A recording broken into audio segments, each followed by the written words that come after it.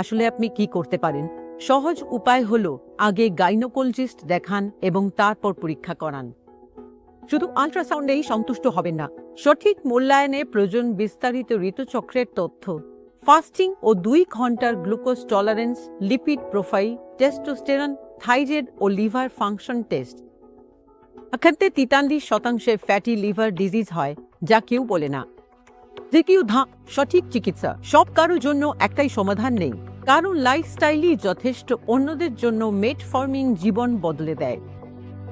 Metformin মানেই কিন্তু আপনি ডায়াবেটিক নন, এর মানে আপনি সেটা প্রতিরোধ করছেন। চতুর্থ ধাপ, দীর্ঘমেয়াদী পরিকল্পনা। আকাল 30 দিনে সেরে যায় না, সারা জীবন সামলান।